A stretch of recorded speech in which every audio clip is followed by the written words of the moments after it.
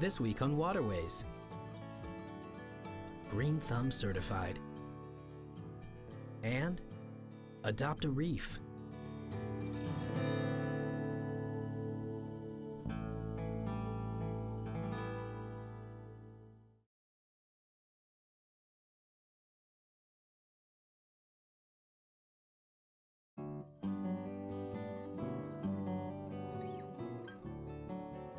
A couple of times a year it happens.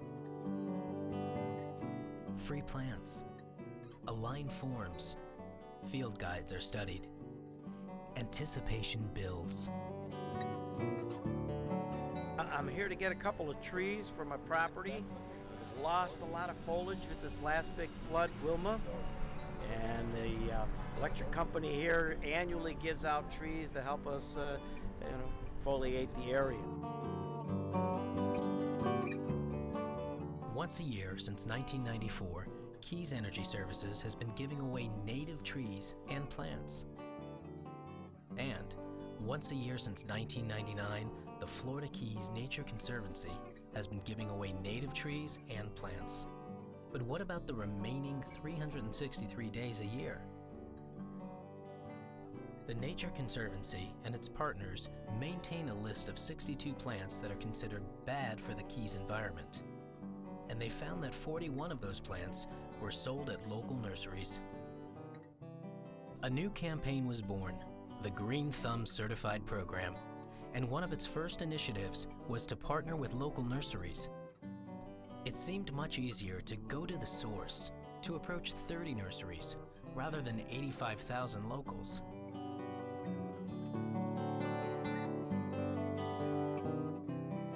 I keep calling this a duh moment because we were spending so much time and energy and press releases and all this information, and we would do talks, but it was usually for the Native Plant Society or an exotics group, and you're preaching to the choir. And to realize that there's only so many places that people go to buy the products, and it's the store owner that they trust. It's not the environmental group. The Green Thumb Certified Program is an effort of the Florida Keys Invasive Exotics Task Force.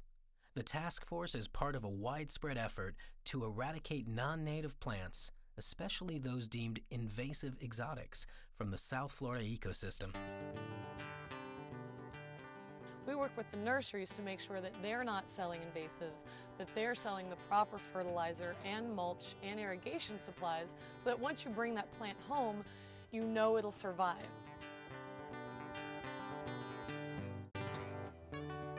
According to Allison and the Nature Conservancy, and any resource manager in the Keys, the correct product for people's yards are native plants. Native plants evolved in the South Florida ecosystem. Therefore, they have adapted to the seasons, the storms, the droughts, and animals have adapted alongside these native plants, so they continue to rely on the natives for food and shelter. A lot of people don't believe there are such things as pretty natives, and so one of the things that we really tried to do with our Alternatives Guide was actually give landscaped shots of these various native plants so that they could see, oh, this would actually look nice in my yard. The other thing that we try to do is there is a big distinction between native, exotic, and then invasive exotic. And for the invasives, we're really only regulating 41 plants. And there are a lot of other exotic plants that are still very beautiful and flowery, but that we don't have to worry about losing our biodiversity on the other side of the fence. And we don't discourage that, but we do encourage natives. It only took one letter to recruit the project's first 3 nurseries. In the Lower Keys, there's Sea Cloud Nurseries on Big Coppet Key. In the Upper Keys, Banyan Key Nursery. And the Key Largo Beach House. From a total of 30 nurseries in the Keys, the Green Thumb Certified Program had recruited 10% of them on its first round try. Here's some safe insecticidal soap. It's really good, and you can use it almost all the time as a preventative maintenance for your plants, or if the first sign of bugs, this is your best bet. You don't want to use too many toxic things in your garden because it kills off too many beneficial insects.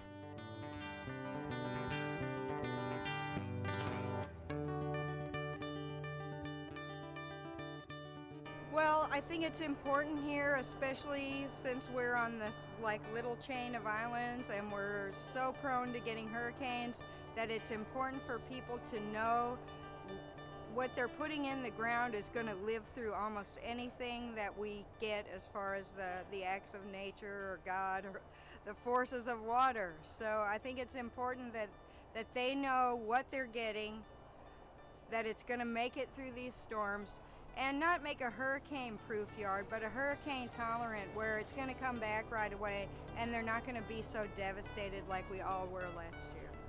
There are dozens of reasons to go native, and there are dozens of reasons to get rid of invasive exotics, like how the invasive Australian pine has a better chance of crashing into your house during a storm because of its shallow root system. Natives can save you time and money. Well, native trees in the long run require less work. They require less water. As we all know, the water supply in Florida is limited and we need to conserve it. And these trees are going to be here in the long run. Unlike exotics that are not from this area, these trees are going to be here. They're going to prosper over the years. They're going to be here for generations to come. And they're going to provide the community with shade and beauty after we're long gone.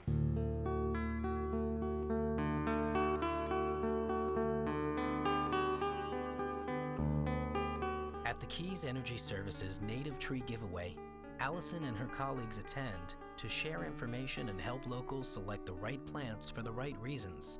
Part of that effort includes distributing the Alternatives Guide. In the guide, for every invasive exotic on the list, they provide 3 different native plants that fill the exact same form and function of that invasive. This year we're giving away approximately 2,000 trees, 1,000 here at this location in Key West and 1,000 up in Cudjoe Key. Over the past 12 years we've given out over 32,000 trees. They've all been native shade trees, which obviously require less water. They are native, so they're going to prosper in our weather conditions, and they provide shade, which helps with energy conservation to shade our customers' homes, their air conditioning units. So they're very good trees and they don't require a lot of work to look beautiful.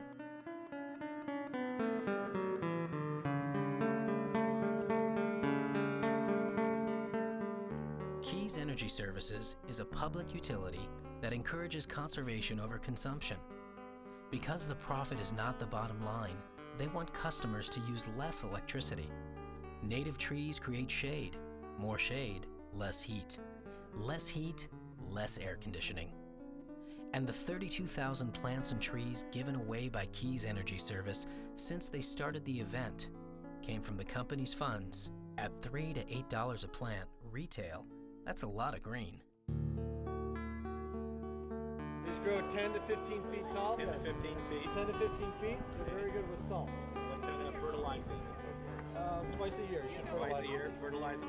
At these events, always there to help are the Master Gardeners. The Master Gardener program is the perfect example of inspired volunteers making a real difference, teaching something they love.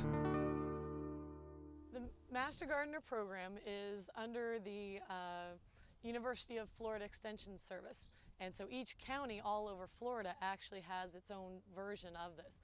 They take a number of hours of classes and learn about a great variety of things. So today they were talking about native plants, but in a lot of different cases they know about different kind of pests you might have in your yard, different kind of molds, fertilizing practices, you know, the health of your soil.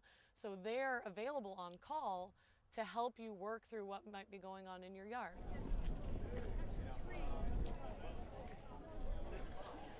The plants at the Key West location were going fast. Only 2 plants allowed per person. People recruited their roommates and friends to lend a hand, packing their cars with luscious foliage. Meanwhile, in Big Coppet, where the other half of the inventory was located, the gates were opened at 8:30, and by 9 o'clock, the plants were all gone. Over 900 trees claimed in under a half hour. I've been working this occasion, this event since we started this a number of years ago, and I've never seen it like this. One thing I would hope is that people are now convinced that native plants are the way to go. The natives survived. A lot of the invasives did not, but the invasive exotics, a lot of those made it, but we're trying to educate people on invasive exotic plants too and the harm they do to the habitat. The only way for invasive exotics to be eliminated from the Florida Keys is to enlist the help of every private landowner. Local residents can set an example in their own yards and help educate others who don't recognize the harm caused by invasive exotics. Land managers have worked wonders at eliminating exotics on public lands, but this effort is limited in its scope. One of the things we've recognized in the Florida Keys is even if you took off every single invasive from every single piece of public land, a lot of our public land is right next to private land. So if you still have the seed source and you still have the spreading, you're spending a lot of tax dollars retreating the same areas over and over and over. And if you actually are able to treat it on both sides once, then you've actually makes it very much more cost efficient for everybody and better for the environment.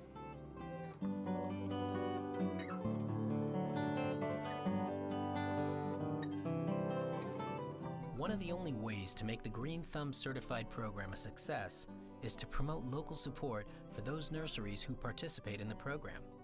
As businesses, there must be a financial benefit for these nurseries to become Green Thumb certified. There's a website on there that's called keysgreenthumb.com, and any nursery that goes through the certification course will be listed there. The solutions to problems in ecology, as in life, are often found by going to the source. Without curtailing the stream of invasive exotics entering the Keys through nurseries, efforts at removing existing exotics will never make a noticeable difference.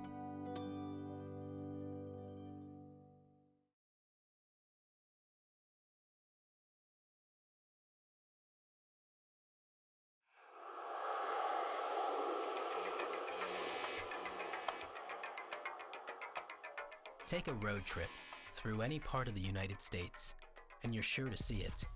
The roadside sign beside a stretch of spick and span right-of-way that proudly proclaims the name of the person or group participating in the familiar Adopt a Highway Cleanup program. Of course, as is so often the case, the Florida Keys are a little different than the rest of the country. In the Keys, not only can you adopt a highway, you can adopt a reef.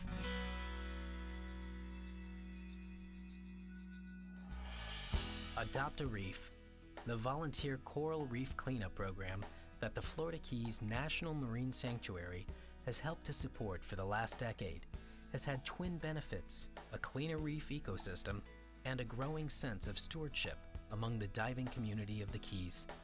Hi, my name's Robert Sando. I'm a volunteer scuba diver for the Florida Keys National Marine Sanctuary. Today we spent the afternoon cleaning up the reefs off of Key Largo. We picked up a variety of items off the bottom of the reef, everything from some wood to a good-sized lobster trap, to a cinder block, to some mooring rope. My opinion is if you dive in the Florida Keys, you have to volunteer some of your time during the year to be a volunteer diver for the Florida Keys National Marine Sanctuary. If everyone just spends one weekend a year, we can really put a big dent in picking up the trash from Key Largo all the way down to Key West. I have a very strong opinion that we need to do more, divers do, to clean our environment, especially in the areas up north in North Florida as well. The Florida Keys is home to North America's only emergent coral reef and the third largest coral bank reef in the world.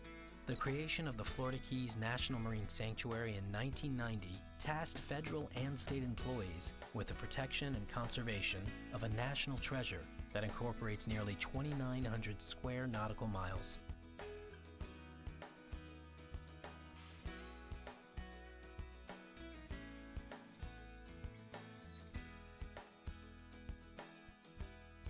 Good morning. Hey, how are you doing? I'm Nick. I'm with the National Marine Sanctuary. I'm Nathan. Thanks for coming. Nice to meet you. How did the Adopt a Reef program go? Oh, pretty good. We had some good turnout. Had about 7 volunteers out there. Cleaned up about 3/4 of a mile. What kind of debris did you get? Got some good monofilament line, cans, things like that. Okay, good. You have the Datish card? Sure do.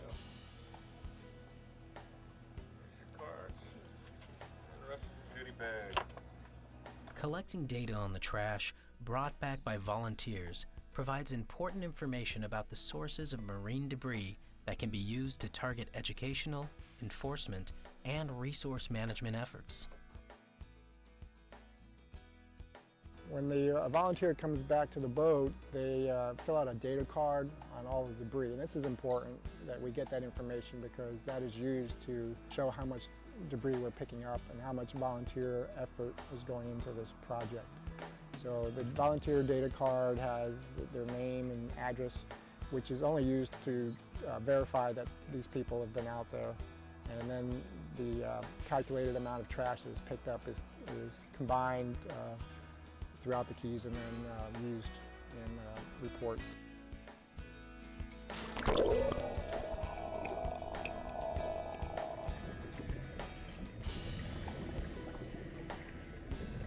We've been involved with Adopt the Reef for about 5 or 6 years. We'll always participate in this, and that other shops, you know, if they could just help out, the more people we get out there cleaning up, the better it is for everybody.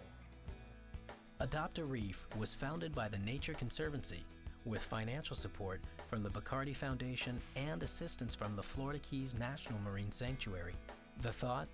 Volunteers could be enticed by discount dive charters to pick up some trash while they were out there. Today, the National Marine Sanctuary continues the program, managing and planning trips with local dive shops. In addition, they provide collection bags and scissors that are better and safer than dive knives for cutting through line. Before they're turned loose on their cleanup mission, divers are given a brief tutorial on their objectives and the proper techniques for removing trash. These instructions include tips for deciding what is trash and should be removed, and what has become part of the marine ecosystem and should be left behind. Using proper techniques for removing tangled monofilament fishing line, a common find, is another important consideration. The fishing lines, they really get tangled up in the coral. One recommendation is on here to make sure to use the scissors to cut, not to yank, because you could hurt the reef. At the same time you're trying to do a good deed, you can also damage it as well. While some year-round residents feel a special connection to one site that they continue to maintain all year, visitors from around the world are encouraged on a daily basis to do their part as divers and pick up any loose trash on the site they visit. For the coral reef of South Florida is not just a treasure for Floridians.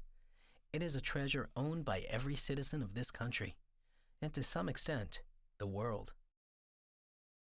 Many dive shops throughout the Keys promote the Adopt a Reef program. They know that their business is dependent upon a healthy reef, and vacationers can take advantage of discounted dives to distressed areas not commonly visited by the average tourist. A truly unique experience. Punk Reef, located a few miles off of Tavernier's Harry Harris Park, is one of the Upper Keys' most prominent and diverse areas. Home to its namesake, Queen Conch, and adjacent to the special use area protecting the Aquarius underwater habitat. Unfortunately, its location puts it in the path of larger debris traveling across the ocean floor, and its depth profile makes this reef a resting place for a variety of stray objects, ranging from lobster and crab traps to severed anchors caught in the dense coral clusters.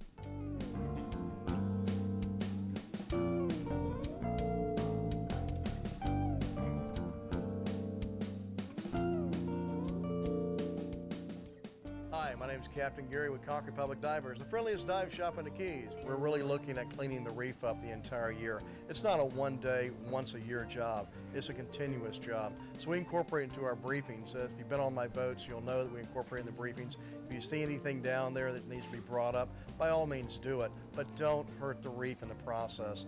As you see, line can get tangled around some of the reefs, and it can actually hurt more than help. Sometimes it's a lot better just to leave it alone and let the reef kind of take it over.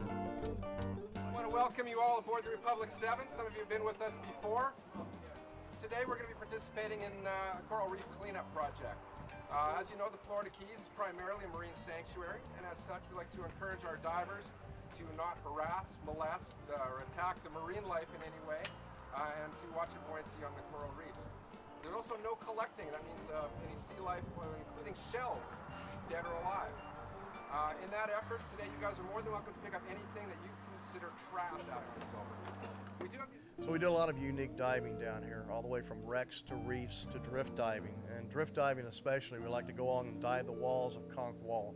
Conch Reef starts at 45 feet, drops off at a sloping 30-degree angle down about 95 feet. You never know what you're going to see on that reef. Anything from turtle to shark to moray to lobster. You may even see a sailfish or two hanging out there, as well as not too long ago we did see a manta ray. So we see all kinds of creatures out there. All year long we're always taking the trash up. We're picking it up as we can. A lot of monofilament line out there. There's a lot of crab traps that have been broken up that we bring up all the time. So we're constantly cleaning the reef up. But there's reefs that we identify throughout the year that could use special attention. And so we try and target those reefs during those cleanup times. At its peak, the beauty of Florida's barrier reef could contend with that of Belize, or even Australia. A combination of local, regional, and worldwide changes have created a highly stressed coral reef ecosystem that has experienced significant declines in living coral cover. Although some global trends are difficult for locals to change, the dive community knew that they must do something, anything, to try and minimize threats.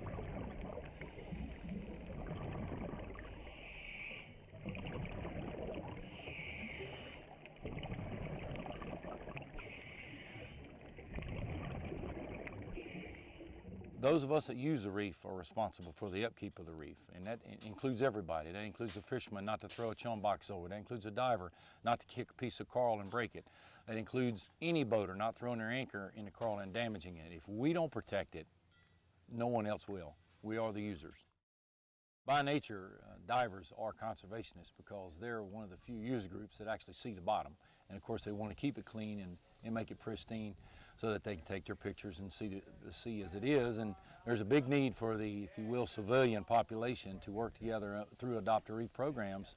And we sponsor them just for that reason, so that we have our civilian divers have a task to do, and one that they really like, by cleaning up the reef. It's just too much of a job for, say, a NOAA or organized organization to do it on a regular basis, so we ask our divers to participate. The Adopt a Reef program is the perfect way for visitors to contribute to the maintenance of the Florida Keys Reef Tract. The Adopt a Reef program is just one of many ways that locals can help. So keep an eye out for the Adopt a Reef dives scheduled throughout the Keys.